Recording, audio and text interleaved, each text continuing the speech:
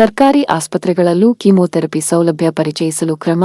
ದಿನೇಶ್ ಗುಂಡೂರಾವ್, ಹೆಣ್ಣೂರು ರಸ್ತೆಯಲ್ಲಿ ಸ್ಪರ್ಶ್ ಆಸ್ಪತ್ರೆ ನೂತನ ಶಾಖೆ ಉದ್ಘಾಟನೆ ವೇಳೆ ಘೋಷಣೆ. ಬೆಂಗಳೂರು ಸರ್ಕಾರಿ ಆಸ್ಪತ್ರೆಗಳಲ್ಲೂ ಕೀಮೋಥೆರಪಿ ಸೌಲಭ್ಯವನ್ನು ಪರಿಚಯಿಸುವ ನಿಟ್ಟಿನಲ್ಲಿ ರಾಜ್ಯ ಸರ್ಕಾರ ಮುಂದಾಗಿದ್ದು, ಮುಖ್ಯಮಂತ್ರಿಗಳು ಮೈಸೂರಿನಲ್ಲಿ ಶೀಘ್ರದಲ್ಲೇ ಚಾಲನೆ ನೀಡಲಿದ್ದಾರೆ ಎಂದು ಆರೋಗ್ಯ ಸಚಿವ ದಿನೇಶ್ ಗುಂಡೂರಾವ್ ಘೋಷಿಸಿದರು. ಸ್ಪರ್ಶ್ ಆಸ್ಪತ್ರೆ ಸಮೂಹ ಸಂಸ್ಥೆಯು ಬೆಂಗಳೂರಿನ ಹೆಣ್ಣೂರು ರಸ್ತೆಯಲ್ಲಿ ಭಾನುವಾರ ನೂತನವಾಗಿ ಆರಂಭಿಸಿದ ವಿಶೇಷ ಚಿಕಿತ್ಸಾ ಸೌಲಭ್ಯಗಳನ್ನೊಳಗೊಂಡ ಸ್ಪರ್ಶ್ ಆಸ್ಪತ್ರೆ ಶಾಖೆಯನ್ನು ಉದ್ಘಾಟಿಸಿ ಮಾತನಾಡಿದರು. ಬಡರೋಗಿಗಳು ಕೀಮೋಥೆರಪಿ ಮಾಡಿಸಲು ಸಾವಿರಾರು ರೂಪಾಯಿ ವ್ಯಯಿಸುತ್ತಿದ್ದಾರೆ. ಸರ್ಕಾರಿ ಆಸ್ಪತ್ರೆಯಲ್ಲೂ ಈ ಸೌಲಭ್ಯ ಒದಗಿಸಿದರೆ ಸಾಕಷ್ಟು ಜನರಿಗೆ ಸಹಕಾರಿಯಾಗಿದೆ.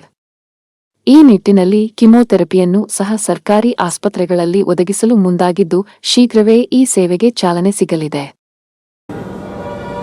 ರಿಯಲಿ ಅಲ್ಲಿ ಹೋದರೆ ಹಾಸ್ಪಿಟ್ಲಿಗೆ ಹೋಗಿದ್ದೀವಿ ಅಂತ ಅನ್ನಿಸ್ತಾ ಇಲ್ಲ. It is really A community in the sense. Doctor ಶರಣ ಪಡಲ್ರ ಕಡೆ ಹೋದರೆ ನಾವೆಲ್ಲ ಒಂದೇ ಬ್ಯಾಕ್ಗ್ರೌಂಡ್, ಒಂದೇ ಹಿನ್ನೆಲೆಯಿಂದ ಬಂದಿದ್ದರಿಂದ ಜಗತ್ತಿನ ಎಲ್ಲ ವಿಷಯಗಳನ್ನು ಮಾತನಾಡಿ ಆಮೇಲೆ ನಮ್ಮ ಪ್ರಾಬ್ಲಮಿಗೆ ನಾವು ಬರ್ತೀವಿ. So more like a brothers. ಅದಾದಮೇಲೆ ಅವ್ರು ಡಾಕ್ಟ್ರಿಗೆ ರೆಫರ್ ಮಾಡ್ತಾರೆ, ಅವರು ಇಷ್ಟು ಪ್ರೀತಿ ತೋರಿಸ್ತಾರೆ. Then comes the nurses, then comes the physiotherapist. So everyone I find that there is so much of love, affection. ನಿಜವಾಗ್ಲೂ ಕೂಡ ಆ ಸ್ಪರ್ಶದ ಸಂಪೂರ್ಣವಾದಂಥ ಒಂದು ಅನುಭವ ಇವತ್ತು ಸ್ಪರ್ಶ ಆಸ್ಪತ್ರೆಯಲ್ಲಿ ಆಗ್ತಾಯಿದೆ. We are all blessed.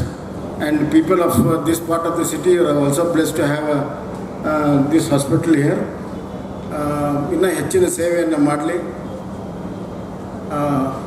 ಒಬ್ಬ ಡಾಕ್ಟರು ಹೇಗಿದ್ದಾನೆ ಅಂತ ಗೊತ್ತಾಗಬೇಕಾದ್ರೆ 1 ವಾರ ಸಾಕಂತೆ. ಒಬ್ಬ ಇಂಜಿನಿಯರ್ ಹೆಂಗೆ ಗೊತ್ತಾಗಬೇಕಂದ್ರೆ 1 ವರ್ಷ ಸಾಕಂತೆ.